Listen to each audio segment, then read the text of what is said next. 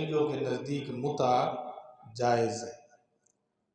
آپ صلی اللہ علیہ وسلم نے ایک جنگ کے دوران اس کو جائز قرار دیا تھا، جنگ کے دوران، کہ جنگ کا عرصہ دراز جنگ میں گزر گیا اور صحابہ کرام نے آپ صلی اللہ علیہ وسلم سے آ کے گزارش کی کہ عرصہ دراز گزر گیا ہے، اب جو کلمات صحابہ نے آپ صلی اللہ علیہ وسلم سے کہے وہ میں بیان نہیں کر سکتا۔ انہوں نے اپنی جوانی کی شکایت کی، بہرحال آپ نے اس موقع پر استمتاع کا دیا، اجازت دے دی صحابہ کرام کو کہ تم وقتی نکاح کر سکتے ہو، کیا، اور یہ نکاح ہوئے۔ اس وقت اس متعہ کو یا متعہ کو وقتی طور پر جائز قرار دیا گیا، اس کی اصل موجود ہے، لیکن آپ صلی اللہ علیہ وسلم نے خیبر کے موقع پر اس متع کے نکاح کو ابدی طور پر حرام کر دیا۔ آپ نے فرمایا کہ آج کے بعد نکاح متع حرام ہے۔ ان النبی نہا عن المتعۃ وعن لحوم الحمر الاہلیہ زمن خیبر۔ یہ حدیث ہے، آپ صلی اللہ علیہ وسلم نے خیبر کے موقع پر جب خیبر فتح ہوا تھا، آپ نے فرمایا کہ سن لو، دو چیزیں میں تمہارے لیے حرام کر رہا ہوں اور یہ قیامت کے دن تک حرام ہے۔ نمبر ایک، فرمایا کہ متع حرام ہو گیا ہے، وقتی نکاح پیسوں کے عوض چند گھنٹوں کے لیے حرام ہے، اور فرمایا گھریلو گدھا، پالتو گدھا جو آپ کے گھروں میں ہے، اس کو بھی اللہ کے پیغمبر نے خیبر کے موقع پر حرام کر دیا کہ گھریلو گدھا بھی تمہارے لیے حرام ہے۔ ایک گدھا ہوتا ہے جنگل کا، جنگل میں جو گدھے جس کو زیبرا بھی کہا جاتا ہے وہ حلال ہے، وہ حرام نہیں ہے۔ گھریلو گدھا حرام ہے، جو ہمارے گھروں میں، معاشرے میں پالتو گدھے ہم پالتے ہیں۔ آپ صلی اللہ علیہ وسلم کے دور میں یہ گدھا سواری کے لیے استعمال ہوتا تھا، گھوڑا جو تھا وہ جہاد میں استعمال ہوتا تھا، اور گدھا عام سواری کے لیے استعمال ہوتا تھا۔ آپ صلی اللہ علیہ وسلم نے اس گھریلو گدھے کو حرام کر دیا۔ صحابہ کرام نے اس گدھے کے گوشت کی ہنڈیاں چولہوں پر رکھی ہوئی تھی۔ جیسے ہی پتہ لگا کہ آپ صلی اللہ علیہ وسلم نے گدھے کو حرام قرار دے دیا ہے، صحابہ نے ابلتی ہنڈیوں کو اٹھا کر اڑیل دیا، پھینک دیا، اپنی ہنڈیوں کو صاف کیا۔ یہ تھی اطاعت فرما برداری، کہ یہ نہیں کہا کہ ہم وقتی طور پہ ابھی کھا لیں، اس کو بعد میں نہیں کھائیں گے، نہیں، اس کو حرام قرار دے دیا ہے، بس سارا سب نے اس کو حرام سمجھ لیا۔ قرآن کی ایک آیت ہے، اس آیت سے بھی نکاح متع حرام قرار پاتا ہے۔ اللہ فرماتے ہیں والذین ہم لفروجہم حافظون۔ اللہ فرماتے ہیں کہ مومنوں کی ایک علامت ہے، مومنوں کے ایمان کا ایک تقاضا ہے کہ وہ اپنی شرم گاہوں کی حفاظت کرتے ہیں، الا مگر علی ازواجہم، اپنی بیویوں کے لیے، ان کے لیے جائز ہے بیویوں کے ساتھ ازدواجی تعلق قائم کرنا جائز ہے، او ما ملکت ایمانہم، یا لونڈی اگر آ گئی ہے مال غنیمت میں تمہاری ملکیت میں کہ جنگ کے دوران جو عورتیں کفار کی، دشمنوں کی جنگ میں شریک ہیں اور جنگ کے بعد وہ قیدی بن جائیں اور وہ پھر صحابہ کے درمیان، چونکہ وہ بھی مال ہے، صحابہ میں تقسیم ہوتی ہیں یا مجاہدین میں تقسیم ہوتی ہیں، تو اس کو شرعاً لونڈی کہا جاتا ہے۔ یہ کنسپٹ رکھنا کہ آج کافروں کی عورتیں لونڈیاں بنا لی جائیں، یہ حرام ہے، یہ غلط ہے۔ آپ کسی کافر کو، یہودیہ عورت کو یا عیسائی عورت کو یا کافروں کی عورتوں کو لونڈیاں سمجھیں۔ ہمارے معاشرے میں ایک طبقہ ہے جو اس بات کا قائل ہے کہ جو عورت کافرہ ہے وہ لونڈی ہے، یہ حرام ہے۔ قرآن میں اللہ نے اس کو جائز قرار نہیں دیا، آپ نے فرمایا کہ یہ ان کی عزتیں ہیں اور ان کی عزتوں کو پامال نہیں کرو۔ فرمایا کہ لونڈی وہ ہے جو جنگ میں قیدی بن جائے اور وہ پھر مجاہدین کے پاس آئے، وہ لونڈی۔ تو اللہ فرماتے ہیں کہ یہ دو عورتیں، ایک بیوی ایک لونڈی، یہ دو آدمی کے لیے حلال ہے۔ آگے کہا فَإِنَّهُمْ غَيْرُ مَلُومِينَ، جو ان دو عورتوں کے ساتھ ہی اپنی حیاداری کو رکھتا ہے، اپنے ازدواجی تعلق کو رکھتا ہے، اس پر اللہ کی کوئی ملامت نہیں ہے۔ فَمَنِ ابْتَغَىٰ وَرَاءَ ذَلِكَ، اس کے علاوہ ہر قسم کا کسی عورت سے تعلق اس کو اللہ نے حرام کیا۔ تو متع اس لحاظ سے بھی حرام ہے کہ وہ نہ تو بیوی بنتی ہے عورت متع کے ذریعے اور نہ ہی وہ لونڈی بنتی۔ چند لمحاتی گھنٹوں کا جو نکاح ہے، اسی طرح حلالہ ہے۔ حلالہ بھی وہی شکل ہے کہ بندہ چند گھنٹوں کا نکاح کر دے کسی مرد کے ساتھ۔ حلالے کو بھی اللہ کے پیغمبر نے حرام قرار دیا، لعن اللہ محلل والمحلل لہ، حلالہ کرنے والا کروانے والا دونوں پر اللہ کی لعنت ہے۔ اور اسی طرح متعہ کا نکاح کرنے والا، اس پر بھی آپ صلی اللہ علیہ وسلم نے اس کو بھی حرام قرار دیا ہے، اس کا مرتکب بھی اللہ کے ہاں لعین ہے۔ اس کے بعد اللہ تعالیٰ نے گھر کے نظام کو بیان کیا ہے۔ اللہ نے کہا کہ مرد جو ہے اس کو اللہ نے حاکم بنایا ہے، مرد کو حاکم رہنا چاہیے اور مرد کی حاکمیت انتہائی ضروری ہے، وگرنہ ہمارے معاشرے میں بگاڑ اس طرح پیدا ہوگا کہ ہماری ماں، ہماری بہن، ہماری بیٹی اس انداز سے معاشرے کے اندر فحاشی کا ارتکاب کرتے ہوئے ایسا برہنہ لباس پہن کے باہر نکلتی ہے یا بناؤ سنگار کر کے باہر نکلتی ہے کہ اس کو پوچھنے والا نہیں۔ فرمایا کہ ایک عورت جو ہے وہ 4 مردوں کو جہنم میں لے جائے، باپ کو بھی لے کر جائے، بھائی کو بھی لے کر جائے، بیٹے کو بھی لے کر جائے اور خامد کو بھی لے کر جائے۔ فرمایا کہ جب عورت اپنے چہرے سے لباس کو اتار کر، برہنہ لباس زیب تن کر کے، خوشبو لگا کر معاشرے میں نکلتی ہے، ایک تو اللہ کی لعنت آتی ہے اور فرمایا کہ 4 مردوں کی غیرت جب مر جاتی ہے پھر عورت اس انداز سے معاشرے کا حصہ بنتی ہے۔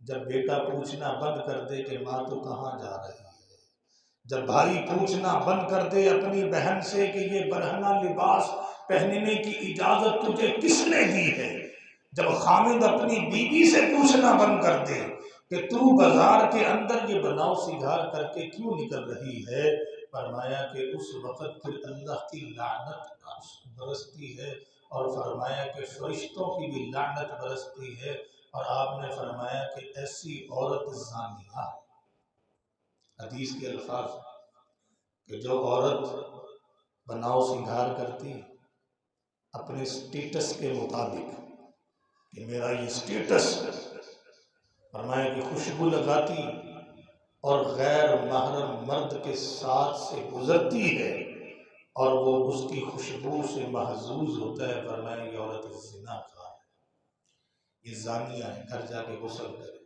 اتنا سخت حکم لگایا آپ سے۔ فرمایا کہ عورت کا مطلب ہی چار دیواری ہے، عورت کا مطلب ہی پردہ ہے، شرم حیا ہے۔ فرمایا کہ یہ عورتیں ہی بنی اسرائیل کی تباہی کا باعث بنی تھی کہ بنی اسرائیل کی ساری قوم کو تباہ کر گئی۔ آج بھی یہودیوں کے پاس سب سے بڑا ہتھیار دنیا کو گمراہ کرنے کا عورت ہے، سب سے بڑا۔ اس نے عورت کو ننگا کر دیا، برہنہ کر دیا، بے حیا بنا دیا، اور لوگوں کی غیرت اور ایمان اور جسم کی طاقت، جسمانی طاقت، دماغی طاقت کو ختم کرنے کے لیے اس نے عورت کے ہتھیار کو استعمال کیا۔ فرمایا کہ میری امت کی تباہی بھی اس عورت کے ہاتھ سے ہوگی، میری امت تباہ ہو جائے گی، جسمانی، دماغی اور ایمانی۔ ایمان بھی جاتا رہے گا، جسم کی طاقت بھی جاتی رہے گی، دماغی طاقت بھی جاتی رہے گی۔ یہ عورت ایسا فتنہ برپا کرے گی کہ میری امت تباہ ہو جائے گی۔ نوجوان جوانی سے پہلے تباہ ہو چکا۔ تو آپ نے فرمایا کہ مرد جو ہے یہ گھر کا حاکم ہے، مرد جو ہے یہ گھر کا مسئول ہے۔ قیامت کے دن اس سے سوال کیا جائے گا کہ تو نے اپنے گھر میں دین کو کس طرح نافذ کیا، اپنی اولاد کی تربیت کیسے کی، اپنی بیٹی کو حیا کیسے سکھائی، اور اپنے بچوں کو دین کی تعلیم کیسے دی۔ فرمایا کہ اللہ نے مرد کو حاکم بنایا اور یہ اپنی حاکمیت دکھائے اپنے گھر کے اندر، اپنی چار دیواری کے اندر اللہ کے احکامات کو نافذ کرے، اپنی عورت، اپنی بیٹی، اپنی بچی کو سمجھائے اسلام یہ ہے، حیا یہ ہے، پردہ یہ ہے، اور ہم نے اللہ رسول کی اطاعت اس طرح کرنی ہے۔ فرمایا کہ اگر یہ نہیں بتائے گا قیامت کے دن پکڑا جائے گا، اللہ اس سے سوال کرے گا، پوچھے گا کہ تو نے کس طرح اپنی حاکمیت کا استعمال کیا۔ فرمایا کہ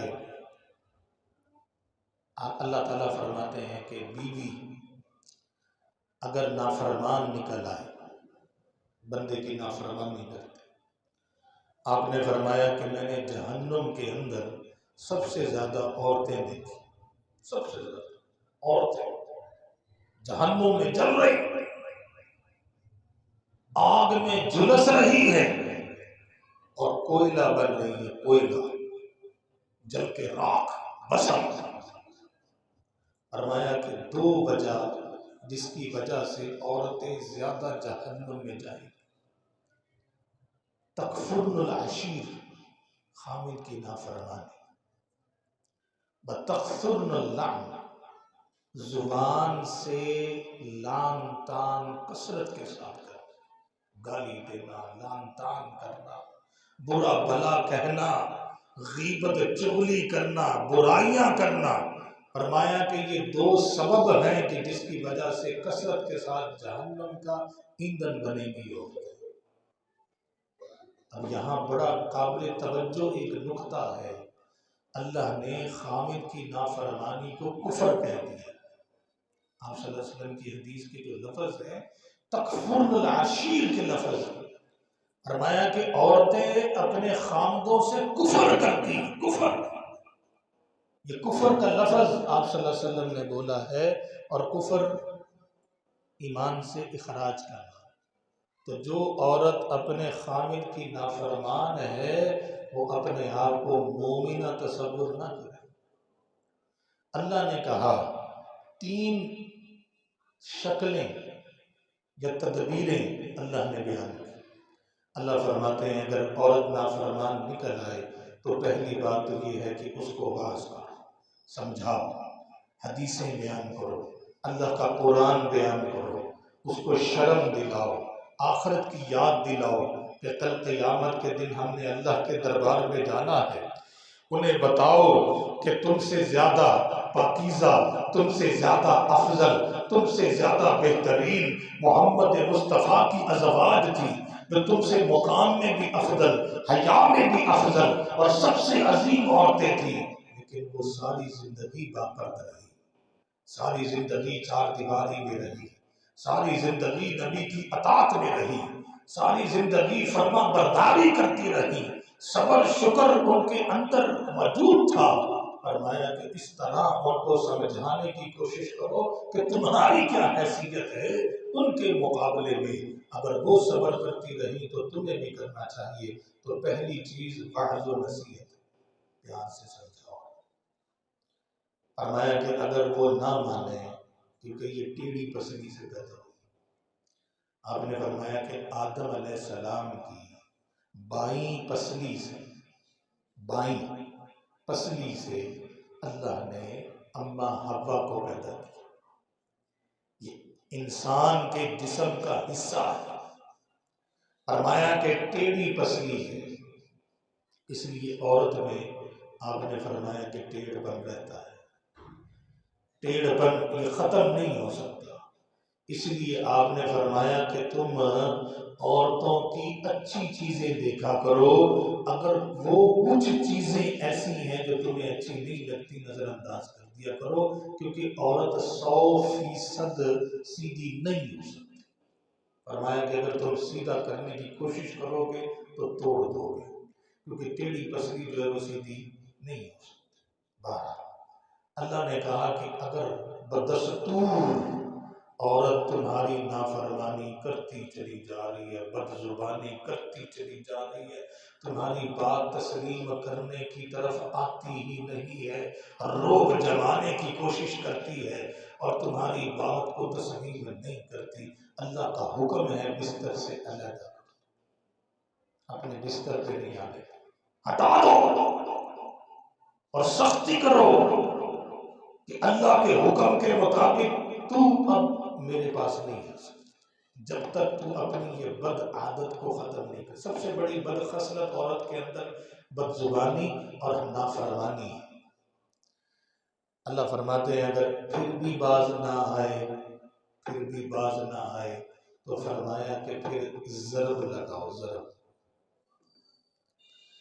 لیکن آپ صلی اللہ علیہ وسلم نے فرمایا کہ عورت کے چہرے پہ نہیں مارنا۔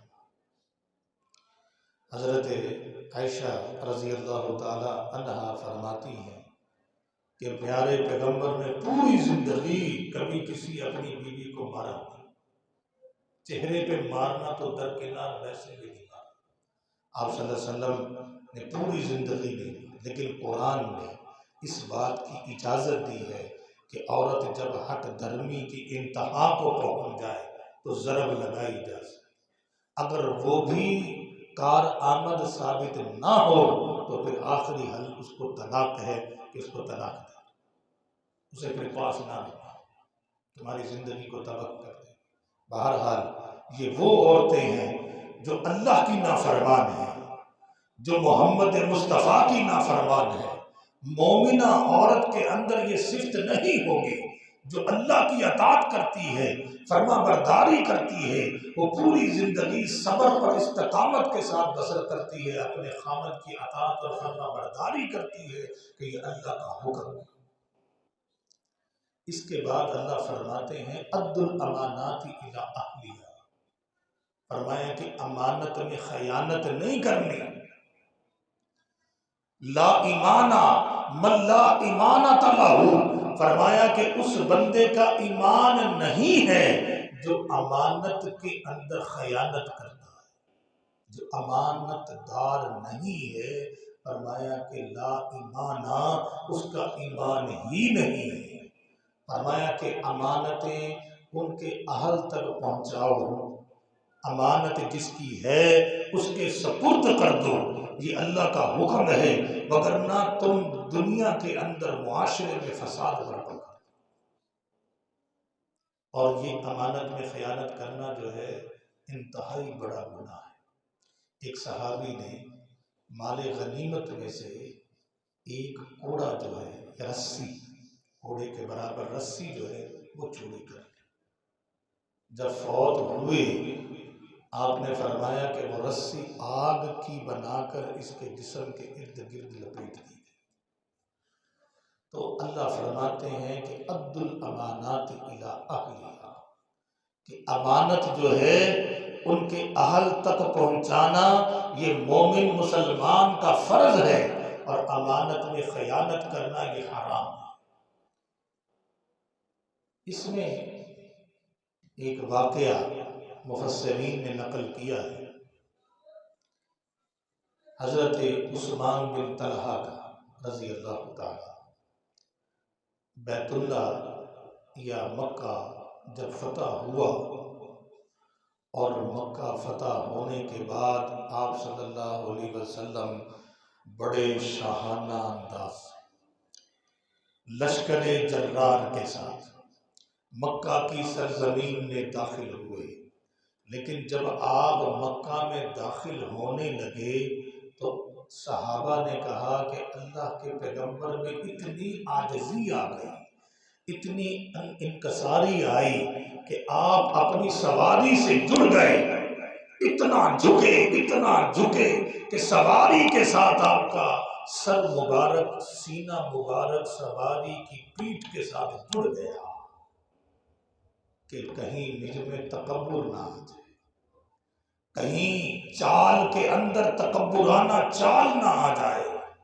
یہ اللہ نے فتح کیا ہے، اللہ کی توفیق سے ہوا ہے، اللہ کی مدد سے ہم مکہ کو فتح کر رہے ہیں، کہیں یہ فاتحانہ جذبہ جو ہے ہمارے اندر کہیں کبر پیدا نہ کر دے۔ جیسے کہ ایک موقع پر جب حضرت عمر فاروق نے بیت المقدس کو فتح کیا تھا، اس وقت حضرت عمر فاروق بیت المقدس کی چابیاں لینے کے لیے یہودیوں سے ملنے جا رہے تھے۔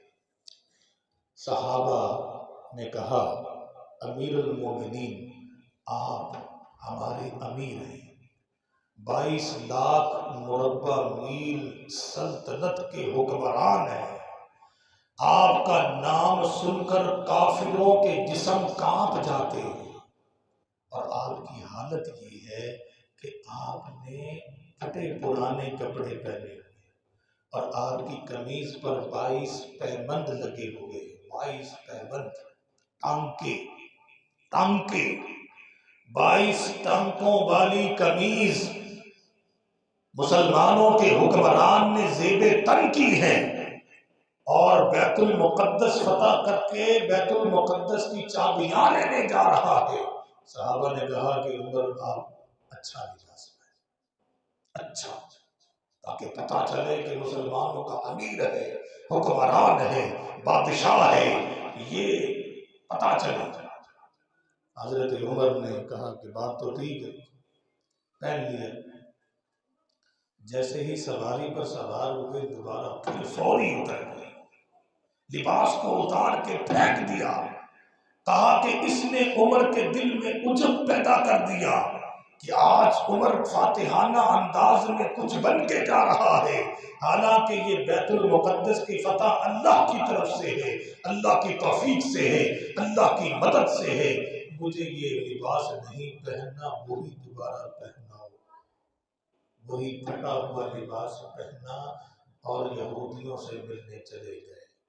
جب بیت المقدس میں داخل ہوتے ہیں یہودی کھڑے ہو گئے، کہنے لگے عمر تیرا یہ پھٹا ہوا لباس، اس کو دیکھ کر ہم چابیاں دے رہے ہیں کہ تیرے اس لباس کی پیشن گوئی اللہ نے تورات میں کی کہ ایک حکمران آئے گا جس کے جسم پر پھٹا پرانا لباس پیمند لگے ہوئے کرتے کو پہنے ہوئے آئے گا، تم ان سے لڑ نہیں سکتے، جنگ نہیں کر سکتے، وہ بیت المقدس کو فتح کرے گا، چابیاں اس کے ہاتھ میں۔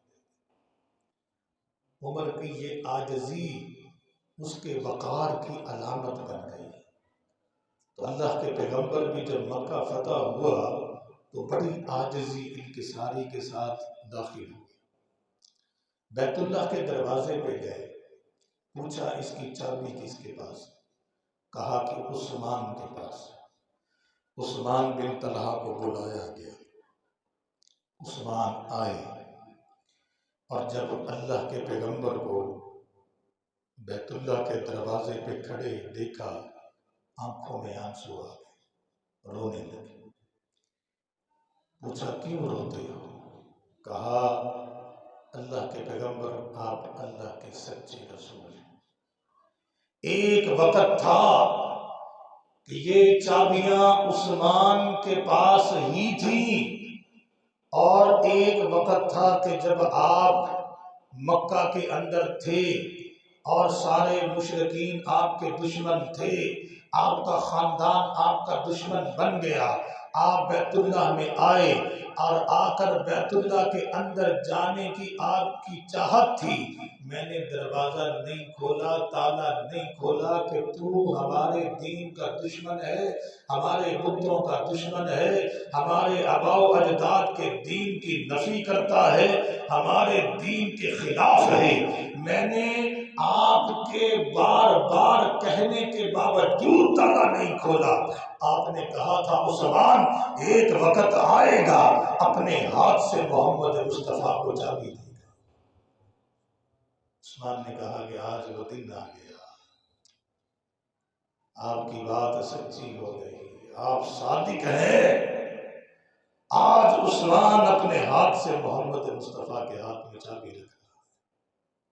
اللہ کے پیغمبر نے چابی لی، دروازہ کھولا، بیت اللہ بتوں سے بھرا پڑا ہے۔ آپ اندر گئے، حضرت علی سے کہا علی میں تیرے کندھوں پہ سوار ہونے لگا ہوں، اور یہ جتنے بت ہیں ان تمام بتوں کو ہم نے توڑ توڑ کے باہر نکالنا ہے۔ کہ فتح مکہ کا مطلب کیا؟ لا الہ الا اللہ، کہ ہم نے بتانا ہے کہ دنیا میں حاکمیت اللہ کی ہے، معبود اللہ ہے، مسجود اللہ ہے۔ یہ بت جو ہے یہ معبود نہیں ہے۔ آج یہ بت اپنے آپ کو نہیں بچا سکیں گے۔ جب اللہ کے پیغمبر حضرت علی کے کندھوں پہ سوار ہوئے، دیکھا کہ علی کا جسم کانپ گیا، نبوت کا بوجھ برداشت نہیں کر سکے۔ آپ صلی اللہ علیہ وسلم نیچے اترے، علی سے کہا کہ تم محمد مصطفیٰ صلی اللہ علیہ وسلم کے کندھوں پہ سوار ہو جاؤ، اور یہ بڑے بڑے جتنے بت ہیں ان کو توڑنا شروع کرو۔ حضرت علی سوار ہوئے، بتوں کو توڑنا شروع کیا۔ اللہ کے پیغمبر جو تھے بتوں کو پکڑ پکڑ کے اٹھا اٹھا کے بیت اللہ سے باہر پھینکنے لگے، اور یہ کلمات کہتے گئے وَجَاءَ الْحَقُّ وَزَهَقَ الْبَاطِلُ إِنَّ الْبَاطِلَ كَانَ زَهُوقًا۔ حق آ گیا، باطل مٹ گیا، اور قیامت تک باطل مٹتا رہے گا۔ جب تک حق جو ہے وہ غالب آتا رہے گا، باطل مٹتا رہے گا۔ حق کا مقابلہ یہ باطل نہیں کر سکتا، شیطان نہیں کر سکتا، یہ بت نہیں کر سکتے۔ لیکن جب حق والے مر جائیں گے تو پھر باطل غالب آئے گا۔ اس وقت حق ڈنکے کی چوٹ پہ تھا۔ اللہ کے پیغمبر نے سارے بتوں کو توڑ توڑ کے بیت اللہ سے باہر پھینکا۔ حضرت ابراہیم علیہ السلام کا بھی بت بہت بڑا بنا کے کھڑا کیا گیا تھا۔ کہا کہ ابراہیم تو وہ تھا جس نے پوری دنیا سے توحید کی خاطر ٹکر لی، اور ان بتوں کو توڑنے کے لیے اپنی جان تک قربان کر دی۔ ظالموں نے ابراہیم کو بھی نہیں چھوڑا کہ ان کا بھی بت بنا کے کھڑا کر دیا۔ اللہ کے پیغمبر نے اس کو بھی توڑا، توڑ کے باہر پھینکا، اور بیت اللہ کے دروازے پر آئے۔ آ کر جو کلمات ادا کیے وہ کیا تھے؟ اللہ کے پیغمبر نے اپنے خطبے کا آغاز لا الہ الا اللہ سے کیا۔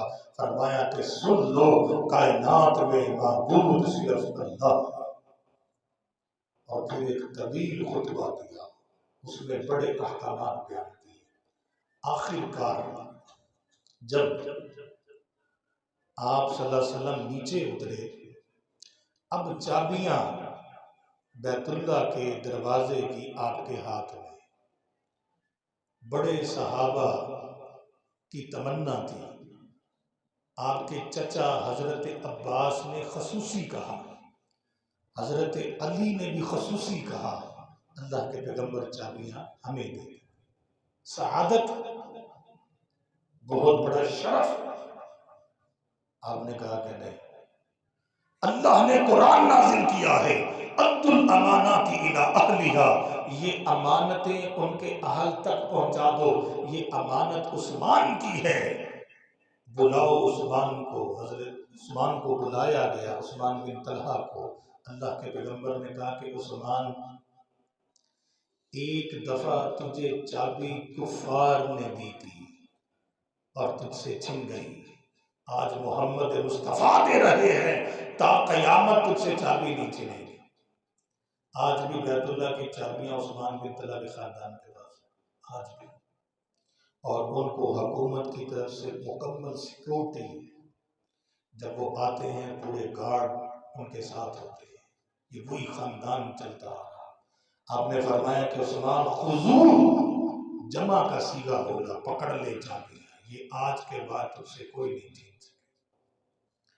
تو یہ ہے ادُّ الامانات الی اہلھا، کہ امانت جو ہے ان کے اہل تک پہنچا دو.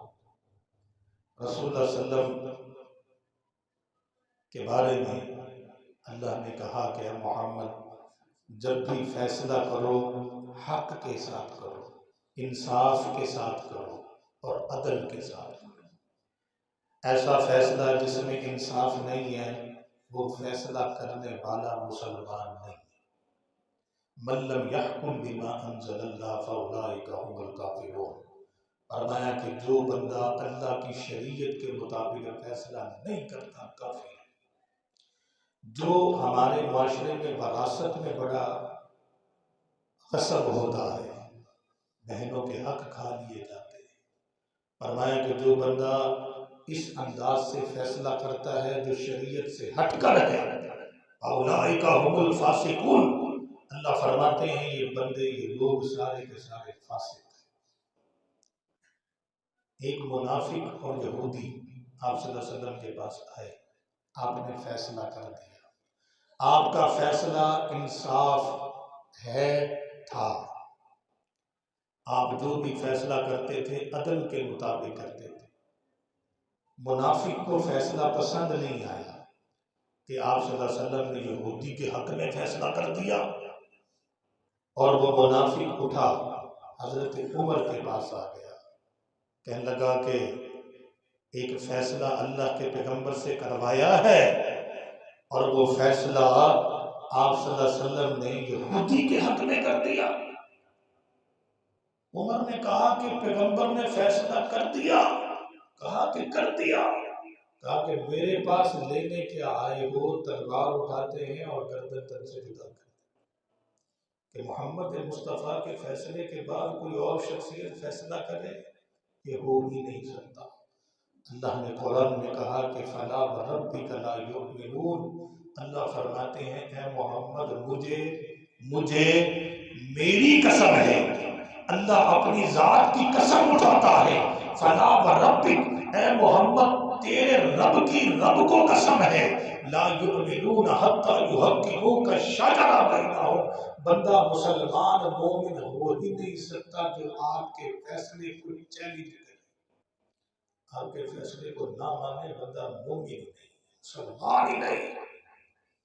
اور فیصلہ تسلیم کرنے کے بعد دل سے اس کو مکمل طور پر اس پر ایمان رکھنا ہے، تسلیم کرنا ہے. فرمایا کہ جو لوگ اللہ کی رسول کی اطاعت کرتے ہیں اللہ ان کی قدر کرتا ہے. اللہ ان کی قدر کس طرح کرتا ہے؟ اللہ فرماتے ہیں وَمَن يُطِعِ اللَّهَ وَالرَّسُولَ فَأُولَئِكَ مَعَ الَّذِينَ أَنْعَمَ اللَّهُ عَلَيْهِمْ مِنَ النَّبِيِّينَ وَالصِّدِّيقِينَ وَالشُّهَدَاءِ وَالصَّالِحِينَ وَحَسُنَ أُولَئِكَ رَفِيقًا. فرمایا کہ جو بندہ محمد مصطفیٰ کی اطاعت کرتا ہے، فرما برداری کرتا ہے، اللہ کے پیغمبر کی سیرت کو سینے سے لگاتا ہے، آپ صلی اللہ علیہ وسلم کی سنت پر عمل کرنے کی پوری کوشش کرتا ہے، دنیا جہان کو ٹھوکر مارتا ہے آپ کی اطاعت کی خاطر، فرما برداری کی خاطر، چاہے اولاد سامنے ہے چاہے خاندان سامنے ہے، چاہے پوری دنیا سامنے ہے، فرمایا کل قیامت کے دن اللہ اس بندے کو نبیوں کے ساتھ کھڑا کرے گا، صدیقین کے ساتھ کھڑا کرے گا، شہداء کے ساتھ کھڑا کرے گا، صالحین کے ساتھ کھڑا کرے گا کہ یہ بندہ محمد مصطفیٰ سے محبت کرنے والا، اطاعت کرنے والا، فرما برداری کرنے والا، تو اللہ تعالیٰ اس کی قدر و منزلت اتنی بڑھائے گا کہ نبیوں کا ساتھ عطا کرے۔ اور جو اطاعت سے ہٹتے ہیں، ان الذین کفروا بآیاتنا، فرمایا کہ جو ہماری شریعت کو نہیں مانتے، ہماری پیغمبر کی سنت سے اعراض کرتے ہیں، نصلیہم نارا، اللہ فرماتے ہیں ان کے لیے جہنم کی آگ ہے، کلما نضجت جلودہم بدلناہم جلودا غیرہا۔ یہ آیت جو ہے نا بڑی اہم ہے۔ آپ صلی اللہ علیہ وسلم نے فرمایا کہ جہنم کی آگ کو اللہ نے 3000 سال جلایا ہے۔ کتنے سال؟ 3000۔ حدیث فرمایا کہ 1000 سال جب جہنم کی آگ کو جلایا اس کا رنگ سرخ ہو گیا، پھر جلایا 1000 سال، فرمایا کہ جہنم کی آگ جل جل کے سفید ہو گئی، سفید۔ فرمایا کہ جب پھر اللہ نے اس آگ کو 1000 سال جلایا اس کا رنگ سیاہ ہو گیا، فرمایا کہ جہنم کی آگ کا رنگ اس وقت سیاہ ہے کہ 3000 سال یہ جلی ہے۔ اور فرمایا کہ جیسے ہی بندہ جہنم کی آگ میں جائے گا ایک لحظے میں کوئلہ بن جائے گا، کوئلہ۔ اس کے بعد آپ صلی اللہ علیہ وسلم نے فرمایا کہ جہنمی کے جسم سے اس چمڑے کو ادھیڑا جائے گا، چمڑا اتارا جائے گا، نیا چمڑا چڑھایا جائے گا، پھر وہ جلے گا، پھر وہ چمڑا راکھ ہوگا، پھر وہ چمڑا اتارا جائے گا، پھر نیا چمڑا چڑھایا جائے گا، پھر وہ جل کے راکھ ہوگا، پھر چمڑا اتارا جائے گا، پھر چمڑا چڑھایا جائے گا۔ حضرت عمر بن خطاب فرماتے ہیں ایک دن میں 16,000 مرتبہ چمڑا اترے گا چڑھے گا، پھر اترے گا پھر چڑھے گا، پھر جلے گا پھر اترے گا پھر چڑھے گا۔ اللہ نے اس کو قرآن میں بیان کیا، کلما نضجت جلودہم بدلناہم جلودا غیرہا، کہ چمڑے اترتے رہیں گے، چڑھتے رہیں گے، جلتے رہیں گے، اور ان جہنمیوں کے جسم پھول پھول کے سوج سوج کے بڑھتے چلے جائیں گے، بڑھتے چلے جائیں گے، حتیٰ کہ جہنمی کا ایک دانت جو ہے پہاڑ احد کے برابر پہنچ جائے۔ اور فرمایا کہ جہنمی کی بیٹھنے کی جگہ جو ہے مدینہ اور مکہ کے درمیان جو فاصلہ ہے، اتنا فاصلہ جہنمی کے بیٹھنے کی جگہ 450 میل فاصلہ ہے، اتنی جگہ میں جہنمی بیٹھیں گے۔ وجہ کیا ہے؟ اللہ موت کو ذبح کر دے گا، جہنمیوں کو موت نہیں آنی۔ جب موت ہے ہی نہیں تو پھر جسم جو ہے وہ عذاب لے لے کے سوجیں گے، بڑھیں گے، پھولیں گے، پھیلیں گے، داڑیں، چیخیں، چلانا۔ اللہ فرمائیں گے یہاں پر تمہارا کوئی مددگار نہیں ہے۔ یہ فرشتے بھی انتہائی سخت، جو تمہاری چیخ پکار کا کوئی فائدہ نہیں۔ حدیث میں آتا ہے کہ 40 سال جہنمی چیختے رہیں گے، چلاتے رہیں گے، روتے رہیں گے، گڑ گڑاتے رہیں گے، آہو بکا کرتے رہیں گے، 40 سال رو رو کے 40 سال کے بعد اللہ فرشتوں سے پوچھیں گے کہ کیا کہتے ہیں؟ فرشتے کہیں گے یا اللہ جہنم کی آگ ہے، انتہائی خطرناک، جس کو تو نے عذاب علیم کہا تھا، تو نے جس کو عذاب عظیم کہا تھا، تو نے جس کو بئس القرار کہا تھا، تو نے جس کو بئس المصیر کہا تھا، تو نے جس آگ کو کہا کہ لا تبقی و لا تذر کہا تھا، جس آگ کو تو نے کہا تھا کہ نار اللہ الموقدہ، یہ اللہ کی جلائی ہوئی آگ ہے جو تمہارے سینوں کو جلا دے گی، تمہارے دلوں پہ چڑھ جائے گی۔ اللہ اس آگ کو برداشت نہیں۔ اچھا اللہ کہیں گے کہ آج تو میں نے کلام کر لیا، آج کے بعد میں نے کلام بھی نہیں کرنا، اکساؤ اس جہنم میں اسی طرح تڑپتے رہو، مرتے رہو، اللہ کی اب تم پہ رحمت نہیں آگی۔ فرمایا کہ جہنمی پھر مایوس ہو جائیں گے اور پھر اسی طرح عذاب چلتا رہے۔ وقت ہمارے پاس کم ہے، اللہ نے بس 2-3 باتیں کر کے خلاصے کو ختم کرتے۔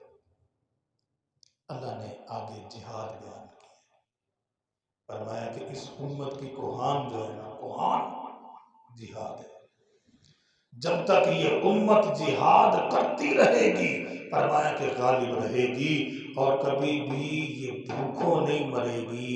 ان کے پاس پیسہ، مال، دولت اور طاقت یہ ختم نہیں ہوگی، کوئی ان کی طرف آنکھ اٹھا کر نہیں دیکھ سکے گا، ان کی عزتوں کو کوئی پامال نہیں کر سکے گا، ان کو کوئی بھوکا نہیں رکھ سکے گا۔ فرمایا کہ میری امت کا رزق اللہ تعالیٰ نے نیزے کی نوک کے نیچے رکھا ہے، جب تک جہاد رہے گا امت غالب رہے گی، وعزت رہے گی، اور جس دن جہاد ختم ہو جائے گا، آپ نے فرمایا کہ 2 بیماریاں انسان کے دل سے جہاد کا جذبہ جو ہے نا یہ ختم کر دے گی۔ ایک موت سے ڈر، نفرت، اور ایک مال کی محبت، یہ دونوں چیزیں تمہیں جہاد سے پیچھے ہٹا دیں گی۔ کہ انسان موت سے ڈرتا ہے کہ میں میدان جہاد میں جا کر کہیں مر نہ جاؤں۔ اللہ نے قرآن نازل کر دیا، فرمایا کہ اینما تکونوا یدرککم الموت ولو کنتم فی بروج مشیدہ وان تصبهم حسنہ یقولوا هذه من عند اللہ۔ اللہ فرماتے ہیں جاؤ بڑے بڑے مضبوط قلعوں میں جا کے بیٹھ جاؤ، دنیا میں سب سے زیادہ مضبوط ترین بلڈنگ بنا کے اس کے اندر بند ہو جاؤ، پھر بھی تمہیں موت آ جائے، جاؤ موت سے بھاگ کے دے۔ فرمایا کہ اگر میدان جہاد میں موت نہیں آنی تو دشمن پوری دنیا کا لاؤ لشکر لے کر میدان میں اترے اور تمہیں قتل کرنے کے درپے ہو جائے، تمہیں نہیں مار سکتا اگر تمہاری موت وہاں واقع نہیں ہونی، اور اگر بستر پر موت آ رہی ہے تو پوری دنیا مل کے تمہیں بچا نہیں سکتی، موت کو ہٹا نہیں سکتی۔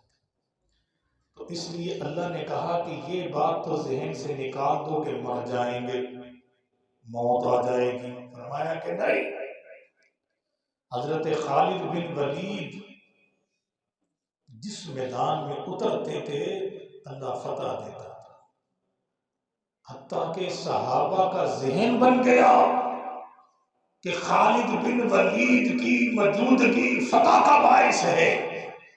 اب حضرت عمر نے خالد کو اس لیے معزول کر دیا، خالد کو سپہ سالاری سے ہٹا دیا کہ لوگوں کا یہ ذہن بن گیا کہ خالد کی موجودگی فتح کا باعث ہے۔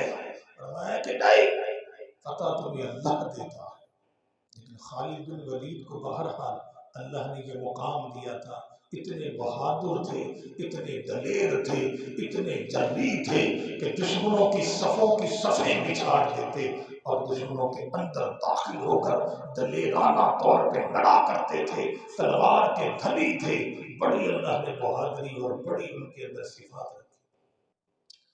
مرنے لگے تو بستر مرگ پہ مر رہے، لوگوں کو بلایا، کہنے لگے کہ میرا جسم دیکھو، میرے جسم میں کوئی ایک جگہ ایسی نظر نہیں آئے گی جہاں پر تمہیں کوئی ضرر کا نشان نہ ملے، پورا جسم تمہیں نظر آئے گا، کہیں تلوار کا نشان، کہیں نیزے کا نشان، کہیں تیر کا نشان، پورا جسم نشانوں سے بھرا ہوا ہے، لیکن مجھے موت بستر پہ آ رہی۔ یہ نہ سمجھا کرو کہ میدان جنگ میں جا کے کہیں مر جائیں گے، نہیں، فرمایا کہ اگر وہاں پہ تمہیں شہادت ملتی ہے تو اس سے بڑا مقام اور مرتبہ نہیں ہے، لیکن اس خوف سے تم نے پیچھے نہیں ہٹنا کہ کہیں مر جائیں گے، اگر موت تمہیں آنی ہے تو تم دنیا کے کسی بھی جگہ پر پہنچ جاؤ، تمہیں موت آ جائے۔ فرمایا کہ جو بندہ موت سے ڈرے گا اور مال کی محبت، دنیا کی لالچ، مال کا جمع کرنا، اپنی لمبی خواہشات، میں ابھی جوان ہوں، میری ابھی شادی ہونی ہے، میں نے ابھی اتنا کمانا ہے، ابھی میں نے دنیا میں دیکھا ہی کیا ہے، میں نے پتہ نہیں کیا کچھ کرنا ہے، اپنے بچوں کو اتنی اسٹڈی کروانی ہے، اپنا یہ کرنا ہے وہ کرنا ہے۔ فرمایا کہ یہ لمبی خواہشات تمہیں تباہ کر دیں گی، تمہیں کیا پتا کہ تم نے یہ سارے کام کرنے بھی ہیں کہ نہیں، تو اپنی آخرت کو تباہ نہ کرنا۔ تو فرمایا کہ میری امت جہاد چھوڑ بیٹھے گی ان دو بیماریوں کی وجہ سے، ایک موت سے نفرت اور دوسرا مال کی محبت۔ اللہ تعالیٰ نے اس پارے کے آخر میں بس یہ کہا، میں یشاقق الرسول من بعد ما تبین لہ الہدی، فرمایا کہ جو محمد مصطفیٰ کی نافرمانی کرتا ہے قرآن کے آنے کے بعد، ہدایت کے آنے کے بعد، اللہ فرماتے ہیں پھر جس راستے پہ وہ چلتا ہے نا، ہم اسے چلا دیتے ہیں، اسے ادھر ہی موڑ دیتے ہیں، اور وہ ایسا راستہ ہے جو اسے جہنم میں لے جائے گا۔ اللہ سے دعا ہے اللہ عمل کی توفیق عطا فرمائے۔